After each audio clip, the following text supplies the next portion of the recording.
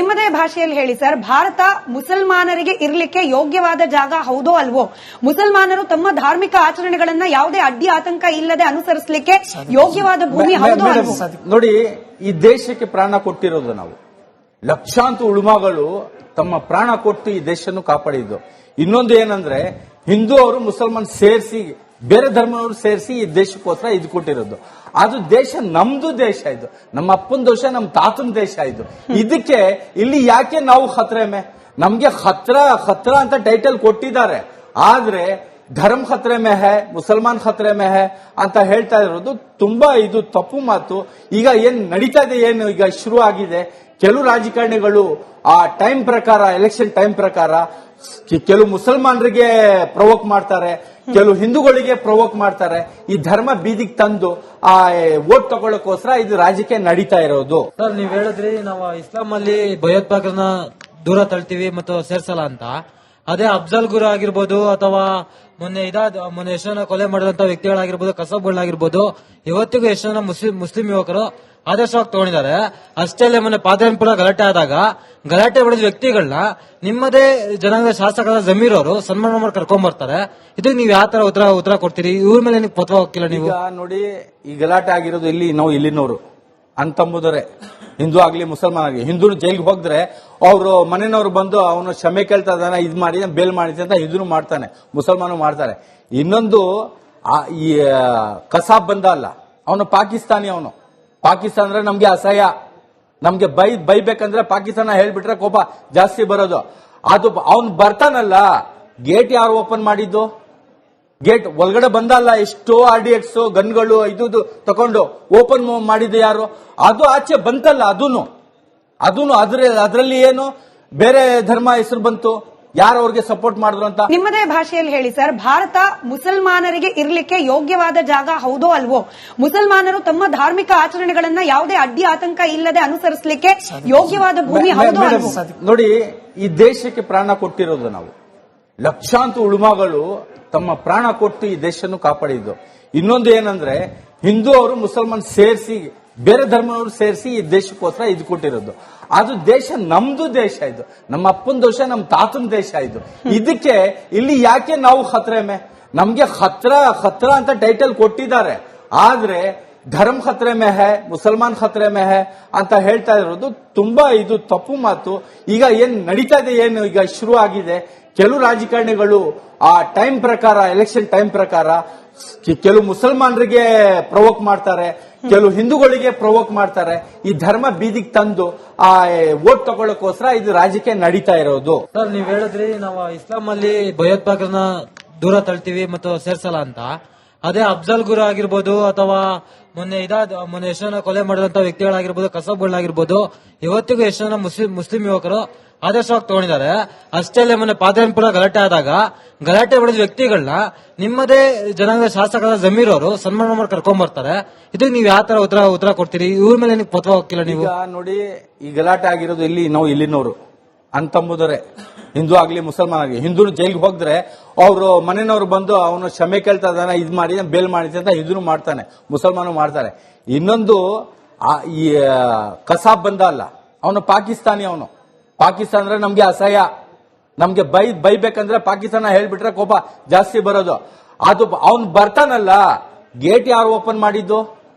Gate ಒಳಗಡೆ ಬಂದಲ್ಲ, ಎಷ್ಟೋ RDX ಗನ್ಗಳು ಇದು ತಕೊಂಡು ಓಪನ್ ಮಾಡಿದ್ದು ಯಾರು? ಅದು ಆಚೆ ಬಂತಲ್ಲ, ಅದೂನು ಅದರಲ್ಲಿ ಏನು ಬೇರೆ ಧರ್ಮ ಹೆಸರು ಬಂತು? ಯಾರು ಅವ್ರಿಗೆ ಸಪೋರ್ಟ್ ಮಾಡಿದ್ರು ಅಂತ? ಇವ್ರ ಪ್ರಶ್ನೆ ಕೇಳಿದ ಹಾಗೆ ನೀವು ಉತ್ತರ ಕೊಡಿ ಸರ್. ಒಂದು ಯೂನಿವರ್ಸಿಟಿಯಲ್ಲಿ ಅಫ್ಜಲ್ ಹಮ್ ಶರ್ಮಿಂದೆ ಹೇ, ಆಪ್ಕೆ ಕಾತಿಲ್ ಜಿಂದಾ ಹೇ ಅಂತ ಘೋಷಣೆಗಳು ಬರೋದು, ಭಾರತ್ ತೇರೆ ತುಕಡೆ ಹೋಂಗೆ ಇನ್ಶಾ ಅಲ್ಲಾ ಅನ್ನೋ ಘೋಷಣೆಗಳು ಬರೋದು, ಬುರ್ಹಾನ್ ವಾನಿ ಅಂತವನನ್ನ ಎನ್ಕೌಂಟರ್ ಮಾಡಿದಾಗ ಸಾವಿರಾರು ಸಂಖ್ಯೆಯಲ್ಲಿ ಮುಸಲ್ಮಾನರು ಹೋಗಿ ಆ ಶವಯಾತ್ರೆಯಲ್ಲಿ ಭಾಗಿಯಾಗೋದು, ಇಂಥ ಕೆಲ ಘಟನೆಗಳನ್ನ ಗಮನಿಸಿದಾಗ ಮುಸಲ್ಮಾನರ ಬಗ್ಗೆ ಅನುಮಾನ ಪಡದೇ ಇರಲಿಕ್ಕೆ ಕಾರಣ ಏನು ಉಳಿತು ಅಂತ ಹೇಳಿ. ಬುರ್ಹಾನ್ ವಾನಿ ಅವರು ತಿರೋಗಿರುವಾಗ ಕಾಶ್ಮೀರಿಗಳು ಎಲ್ಲ ಬಂದು ಅವ್ರ ಹಿಂದೆ ಹೋಗ್ಬಿಟ್ಟು ಜನಾಜಾ ನಮಾಜ್ ಎಲ್ಲ ಮಾಡಿದ್ರು. ಬಟ್ ಅದೇ ಕಾಶ್ಮೀರಿಗಳು ಈ ಟೆರರಿಸ್ಟ್ಗಳು ಹಿಂದೂಗಳನ್ನ ಅಟ್ಯಾಕ್ ಮಾಡುವಾಗ ಅವ್ರಿಗೋಸ್ಕರ ಜೀವನವನ್ನು ಕೂಡ ಕಳ್ಕೊಂಡ್ರು. ಬಟ್ ಟೆರರಿಸ್ಟ್ ಗಳಿಗೆ ಅಲ್ಲಿ ಬಂದು ಮನೇಲಿ ಉಳ್ಕೊಳ್ಳಿಕ್ಕೆ ಅವಕಾಶ ಕೊಟ್ಟವರು ಕೂಡ ಮುಸಲ್ಮಾನರು ಅನ್ನೋ ಆರೋಪ ಇದೆ ಸರ್, ಅದನ್ನು ಹೇಳ್ಬೇಕು. ಆರೋಪ ಇರಲಿ, ನಾನು ರೆಫರೆನ್ಸ್ ಕೊಡ್ತೀನಿ. ಕಾಶ್ಮೀರಿ ಸಂಘರ್ಷ ಸಮಿತಿ ಅಂತ ಒಂದಿದೆ. ಅದರಲ್ಲಿ ಅವರು ಕಾಶ್ಮೀರಿ ಪಂಡಿತಗಳು ಅಂದ್ರೆ ಹಿಂದೂಗಳು ಅವ್ರು ನಡೆಸುವ ಈ ಒಂದು ಸಂಸ್ಥೆಯಲ್ಲಿ ಒಂದು ರಿಪೋರ್ಟ್ ಬರೆದಿಟ್ಟಿದ್ದಾರೆ. ಸುಮಾರು 15 ವರ್ಷದಲ್ಲಿ 399 ಹಿಂದೂಸ್ ಅವ್ರನ್ನ ಕೊಂದಾಕಿದ್ದಾರೆ ಕಾಶ್ಮೀರಿ ಟೆರರಿಸ್ಟ್ಗಳು ಅಂತ ಅದರಲ್ಲಿ ಉಲ್ಲೇಖವಾಗಿದೆ. ಮತ್ತೆ ಅಲ್ಲಿಂದ ಎಷ್ಟೋ ಜನರು ಕಾಶ್ಮೀರನ ಬಿಟ್ಟು ಆಚೆ ಬಂದಿದ್ದಾರೆ, ಇಲ್ಲಿ ಕ್ಯಾಂಪ್ಸ್ ನಲ್ಲಿ ಇದ್ದಾರೆ. ಅದೇ ವರದಿನಲ್ಲಿ ಇನ್ನೊಂದು ಅದೇ ರಿಪೋರ್ಟ್ ನಲ್ಲಿ ಕೊಟ್ಟಿದ್ದಾರೆ. ಅಲ್ಲಿ ಕಾಶ್ಮೀರಿ ಪಂಡಿತನ್ನು ಕೊಂದಾಕದವರು ಅವರೇ ಮುಸಲ್ಮಾನರನ್ನು ಕೂಡ ಕೊಂದಾಕಿದ್ದಾರೆ. 15,000 ಮುಸಲ್ಮಾನರನ್ನ ಕೊಂದಾಕಿದ್ದಾರೆ ಅಂತ ನೋಡಿ. 15,000 Muslim Kashmiris have died by the terrorist. ಅಂದ್ರೆ ಈ ವಿಚಾರ ಕೂಡ ನಾವು ಮಾಧ್ಯಮಗಳಲ್ಲಿ ಹಂಚ್ಕೊಳ್ಬೇಕಾಗಿದಲ್ವಾ? ನಿಮ್ಮದೇ ಭಾಷೆಯಲ್ಲಿ ಹೇಳಿ ಸರ್, ಭಾರತ ಮುಸಲ್ಮಾನರಿಗೆ ಇರಲಿಕ್ಕೆ ಯೋಗ್ಯವಾದ ಜಾಗ ಹೌದೋ ಅಲ್ವೋ? ಮುಸಲ್ಮಾನರು ತಮ್ಮ ಧಾರ್ಮಿಕ ಆಚರಣೆಗಳನ್ನ ಯಾವುದೇ ಅಡ್ಡಿ ಆತಂಕ ಇಲ್ಲದೆ ಅನುಸರಿಸಲಿಕ್ಕೆ ಯೋಗ್ಯವಾದ ಭೂಮಿ ಹೌದೋ ಅಲ್ವೋ? ನೋಡಿ, ಈ ದೇಶಕ್ಕೆ ಪ್ರಾಣ ಕೊಟ್ಟಿರೋದು ನಾವು. ಲಕ್ಷಾಂತರ ಉಳುಮಗಳು ತಮ್ಮ ಪ್ರಾಣ ಕೊಟ್ಟು ಈ ದೇಶವನ್ನು ಕಾಪಾಡಿದ್ದು. ಇನ್ನೊಂದು ಏನಂದ್ರೆ, ಹಿಂದೂ ಅವರು ಮುಸಲ್ಮಾನ್ ಸೇರಿಸಿ, ಬೇರೆ ಧರ್ಮನವರು ಸೇರಿಸಿ ಈ ದೇಶಕ್ಕೋಸ್ಕರ ಇದು ಕೊಟ್ಟಿರೋದು. ಅದು ದೇಶ ನಮ್ದು ದೇಶ, ಇದು ನಮ್ಮ ಅಪ್ಪನ ದೇಶ, ನಮ್ಮ ತಾತನ ದೇಶ. ಇದು ಇದಕ್ಕೆ ಇಲ್ಲಿ ಯಾಕೆ ನಾವು ಖತ್ರೆಮೆ? ನಮ್ಗೆ ಖತ್ರ ಅಂತ ಟೈಟಲ್ ಕೊಟ್ಟಿದ್ದಾರೆ, ಆದ್ರೆ ಧರ್ಮ ಖತ್ರೆ ಮೇ ಹೈ, ಮುಸಲ್ಮಾನ್ ಖತ್ರೆ ಮೇ ಹೈ ಅಂತ ಹೇಳ್ತಾ ಇರೋದು ತುಂಬಾ ಇದು ತಪ್ಪು ಮಾತು. ಈಗ ಏನ್ ನಡೀತಾ ಇದೆ, ಏನು ಈಗ ಶುರು ಆಗಿದೆ, ಕೆಲವು ರಾಜಕಾರಣಿಗಳು ಆ ಟೈಮ್ ಪ್ರಕಾರ, ಎಲೆಕ್ಷನ್ ಟೈಮ್ ಪ್ರಕಾರ ಕೆಲವು ಮುಸಲ್ಮಾನರಿಗೆ ಪ್ರವೋಕ್ ಮಾಡ್ತಾರೆ, ಕೆಲವು ಹಿಂದೂಗಳಿಗೆ ಪ್ರವೋಕ್ ಮಾಡ್ತಾರೆ. ಈ ಧರ್ಮ ಬೀದಿಗೆ ತಂದು ಆ ವೋಟ್ ತಗೊಳ್ಳೋಕೋಸ್ಕರ ಇದು ರಾಜಕೀಯ ನಡೀತಾ ಇರೋದು. ಸರ್, ನೀವ್ ಹೇಳಿದ್ರಿ ನಾವು ಇಸ್ಲಾಂ ಅಲ್ಲಿ ಭಯೋತ್ಪಾದಕರನ್ನ ದೂರ ತಳ್ತೀವಿ ಮತ್ತು ಸೇರ್ಸಲ್ಲ ಅಂತ. ಅದೇ ಅಫ್ಜಲ್ ಗುರು ಆಗಿರ್ಬೋದು ಅಥವಾ ಮೊನ್ನೆ ಎಷ್ಟೋ ಜನ ಕೊಲೆ ಮಾಡಿದಂತ ವ್ಯಕ್ತಿಗಳಾಗಿರ್ಬೋದು, ಕಸಬ್ಗಳಾಗಿರ್ಬೋದು, ಇವತ್ತಿಗೂ ಎಷ್ಟೋ ಜನ ಮುಸ್ಲಿಂ ಯುವಕರು ಆದರ್ಶವಾಗಿ ತಗೊಂಡಿದ್ದಾರೆ. ಅಷ್ಟೇ ಅಲ್ಲೇ ಮೊನ್ನೆ ಪಾದರಾಯನಪುರ ಗಲಾಟೆ ಆದಾಗ ಗಲಾಟೆ ಹೊಡೆದ ವ್ಯಕ್ತಿಗಳನ್ನ ನಿಮ್ಮದೇ ಜನಾಂಗದ ಶಾಸಕರಾದ ಜಮೀರ್ ಅವರು ಸನ್ಮಾನ ಮಾಡಿ ಕರ್ಕೊಂಡ್ ಬರ್ತಾರೆ.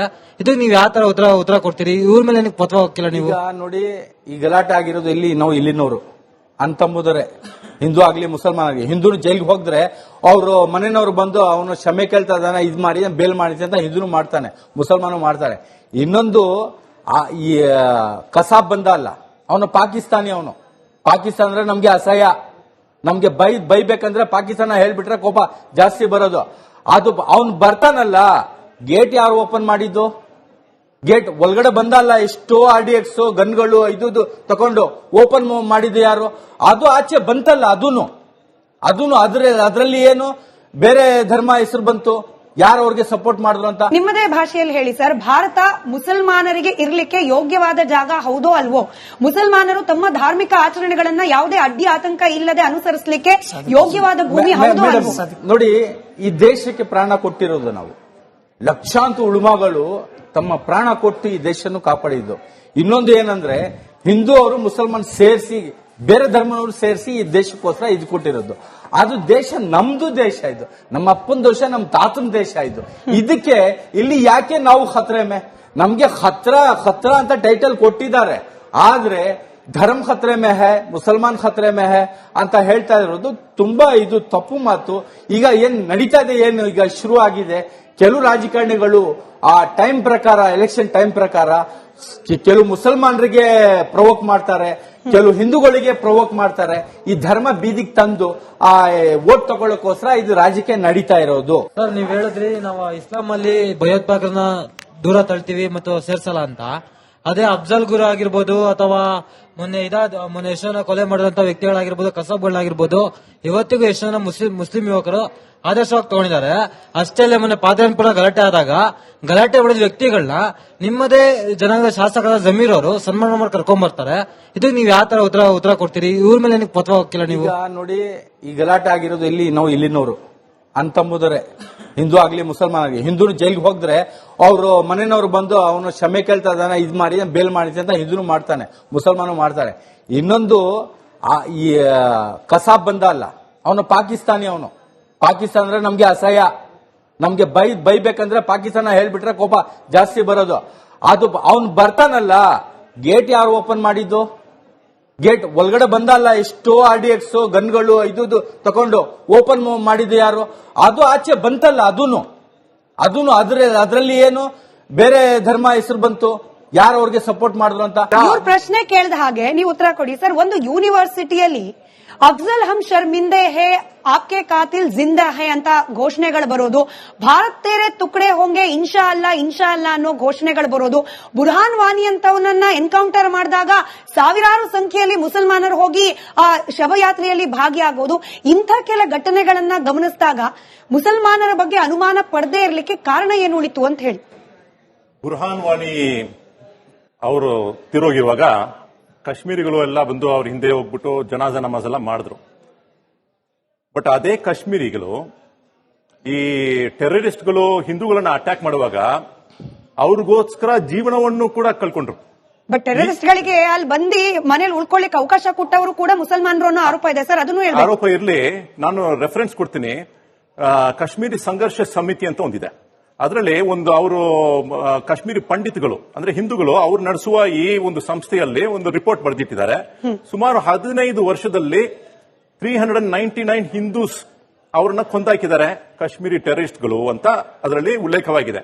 ಮತ್ತೆ ಅಲ್ಲಿಂದ ಎಷ್ಟೋ ಜನರು ಕಾಶ್ಮೀರನ ಬಿಟ್ಟು ಆಚೆ ಬಂದಿದ್ದಾರೆ, ಇಲ್ಲಿ ಕ್ಯಾಂಪ್ಸ್ ನಲ್ಲಿ ಇದ್ದಾರೆ. ಅದೇ ವರದಿನಲ್ಲಿ ಇನ್ನೊಂದು ಅದೇ ರಿಪೋರ್ಟ್ ನಲ್ಲಿ ಕೊಟ್ಟಿದ್ದಾರೆ. ಅಲ್ಲಿ ಕಾಶ್ಮೀರಿ ಪಂಡಿತನ್ನು ಕೊಂದಾಕದವರು ಅವರೇ ಮುಸಲ್ಮಾನರನ್ನು ಕೂಡ ಕೊಂದಾಕಿದ್ದಾರೆ. 15,000 ಮುಸಲ್ಮಾನರನ್ನ ಕೊಂದಾಕಿದ್ದಾರೆ ಅಂತ ನೋಡಿ. 15,000 Muslim Kashmiris have died by the terrorist. ಅಂದ್ರೆ ಈ ವಿಚಾರ ಕೂಡ ನಾವು ಮಾಧ್ಯಮಗಳಲ್ಲಿ ಹಂಚ್ಕೊಳ್ಬೇಕಾಗಿದಲ್ವಾ?